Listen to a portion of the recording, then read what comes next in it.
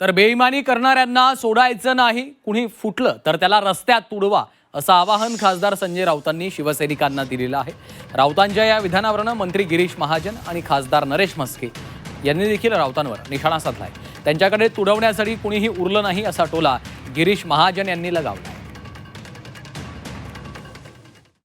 एक सांगतो, बाळासाहेब ठाकरेंचा जो आदेश जो आम्हाला देऊन गेले तुडवा, एक सांगतो, बाळासाहेब ठाकरेंचा जो आदेश जो आम्हाला देऊन गेले तुडवा. कोणी राडा करायला सुद्धा तर त्यांच्याकडे काही शिल्लक राहिलेलं नाही. कोण शिल्लक राहिलेलं आहे?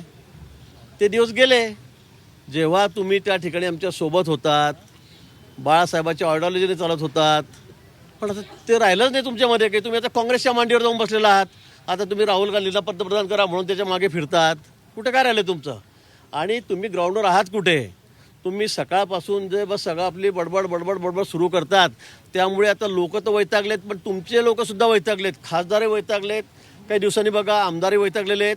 आणि पुन्हा काही बघा लवकरच मुंबईसारख्या महानगरपालिकेचे नगरसेवकसुद्धा तुम्हाला आता जय महाराष्ट्र करतील.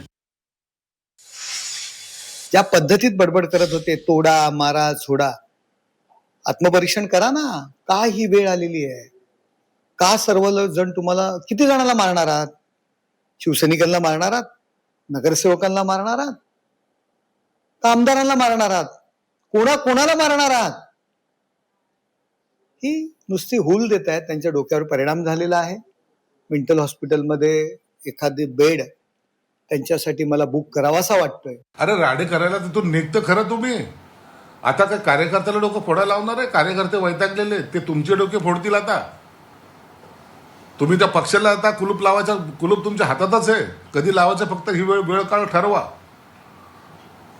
यांनी पक्ष संपवला, ज्यांनी पक्ष संपवला त्याच्याबद्दलचे आता कॉमेंट्स आता येत आहेत.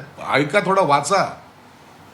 कुणामुळे पक्ष बर्बाद झाला हे लोक कार्यकर्ते सांगतायत.